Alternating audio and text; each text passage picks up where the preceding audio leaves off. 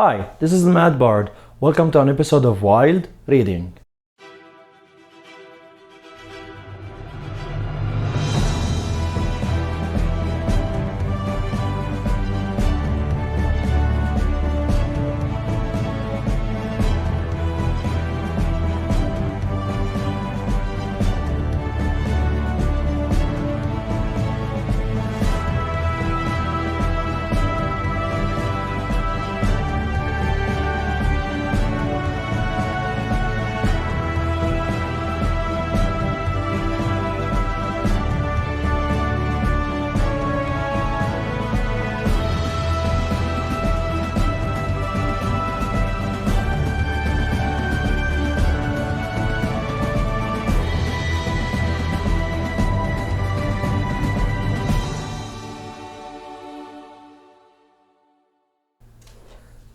Let me ask you a question.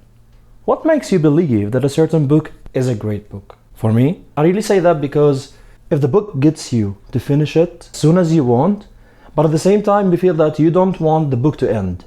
So it's kind of, if it's creating this kind of problem for your mind, I want to finish it, I want to know what happens, but at the same time, I'm afraid that the book will end. So it kind of puts you in a certain state where you don't want the book to end at all, and you want the book to have endless pages. So that's kind of a dream for you. That way, if you finish it and you still feel satisfied about what happened and you want to get more, this is the beginning of a great series. And in this case, we're talking about The Shadow of the Gods for John Gwynne. Actually, John Gwynne rekindled this kind of passion for me. He's writing epic fantasy that's really interesting because normally we lost this kind of fantasy for a long time. Like, I've never felt something like this since I read Aragon, and it was a long time ago, more than 10 years. But the case with him is that he actually used certain language that makes you go into the atmosphere and the world of the novel, and you just actually discover it as if you are one of their characters. That's what's magical about his books, is that he gets you to, let's try to know this world as we go through with the characters. So the characters are trying to learn about this world, and you yourself is trying to learn about this world.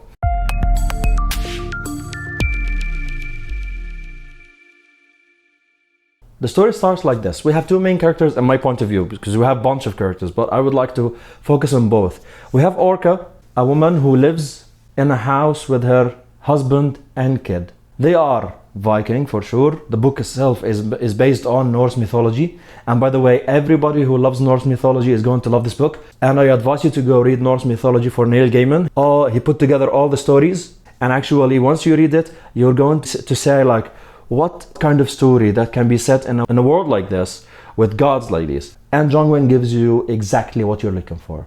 Because here in the book, we go for Orca.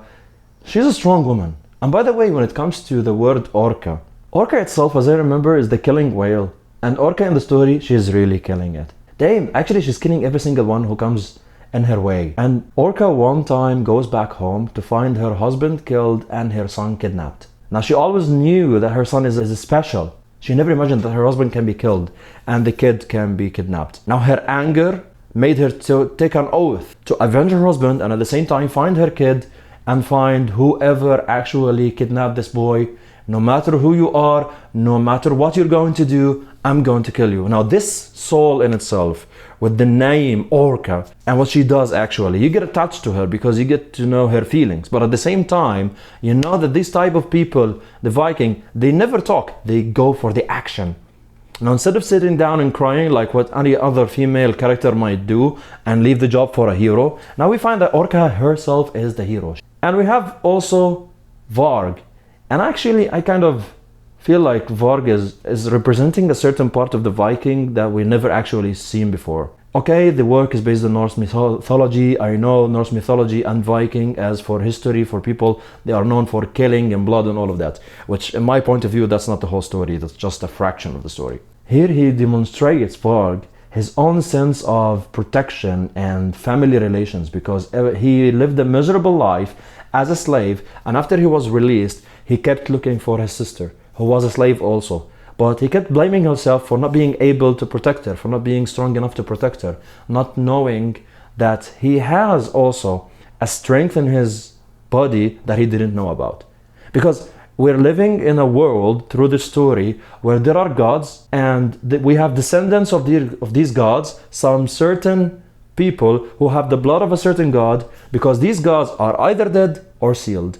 And these gods are going to be revived by their followers using the blood of the people who actually inherited them, for the tainted. And that's, by the way, we get the word blood sworn. That's the blood sworn trilogy, as I believe he said it's going to be a trilogy.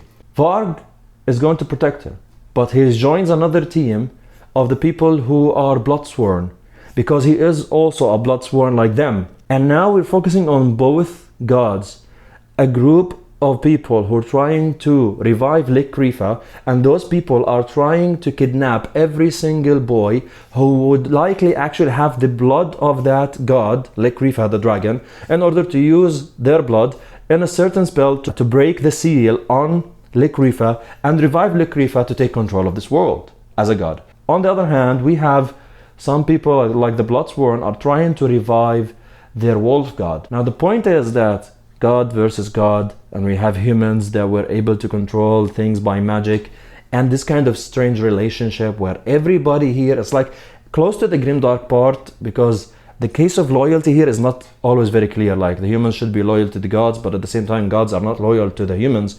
It's kind of looking for them as food or helpers, like for the gods refusing to even deal with humans and think of them as any other way other than slaves or workers, or you are under my control, I can't be under your control. Now here the game changes, where the characters here are controlling gods, but at the same time we have a certain mutual consent on you want this and I want that. The author himself, John Gwynne, is leading you to Ragnarok, because by the end of the way they are all going to fight. Until now I'm half the way with the second book, which is The Hunger of the Gods, but we're still trying to know if she's going to get her son, if her son is dead. And by the way, the end of the book here, I'm not going to spoil it for you, I'll stop saying the story over here, but the end of the book really is getting to get you to wait to what's going to happen with the second book.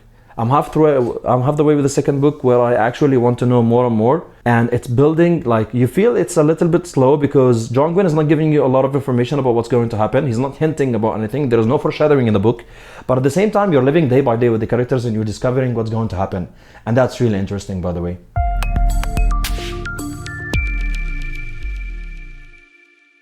So the language itself in this work is amazing, because you're reading the book, you know it's fantasy, like you're getting involved with the language, you're getting involved with the world to the point that the language flows like water, because you actually keep reading and reading and reading. You don't feel that the language pressures you, or let's say there is a certain limit when you read. Like some people, when you read a certain book, you feel that the language is heavy and the book is heavy to the point that if you read, let's say 15 minutes to 20 minutes, you say, that's it, that's all I can do. But some of the books like John Gwynne here, I can't get enough. Like I can easily finish 100 pages and I still don't feel the time. Like it's kind of, it takes you really into that world, escapist fiction. Really, you really escape from your world into the world of the book in order to know what's going on and live with these characters. Especially as people who know about the Viking, about their own history, and about what they did to the world of literature. You would actually know more if John Gwynne already knows the same thing and wants to represent them in a really good way. He did that with the language, that makes it really interesting, by the way. And the point here is you can understand every single thing he says, and there is a certain way of expression for every single character. And that's a game when it comes to language. He knows what language he's using, he knows what expressions he's going to use. He actually also describes the character's actions through her words and through the way they're thinking. So there is a kind of, you feel that the narrator himself is one of the gods in Norse mythology, that he knows everything about those Vikings and knows everything about how they think from gods and characters. And that, by the way, I would give him a thumbs up for it, because he actually knows exactly what he's writing about. And also he's using the experience he actually wrote when it comes to his previous series about the faithful of the fallen, and he's improving more. I think he actually thought of, I wrote a certain series using these techniques and this language, now I'm going to improve and deal with it in another way. But actually we're facing someone who can really get you back into fantasy if you haven't read fantasy for a long time. Especially this kind of fantasy with epic writing, with epic style. you can actually go back to it. Use John Gwynne for that. If you're actually facing any reader's block, you can go for John Gwynne. He's the one to get you back into the world of fantasy where you discover the story along with the characters.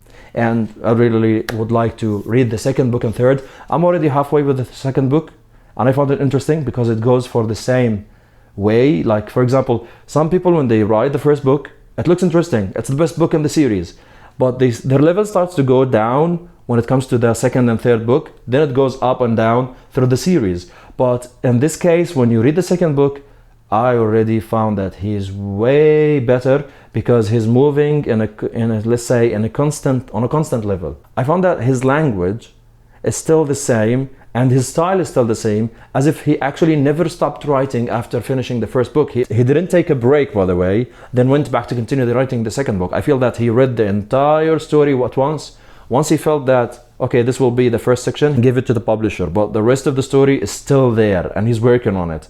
And I like that. I'm really interested in reading more about that. As a last word to say, if you want to read a book that would get you back into reading fantasy, especially epic fantasy, with a language that's precise and beautiful, or we can say it, just go read for John Gwynne. Thank you for listening to The Mad Bard. See you in the next episode.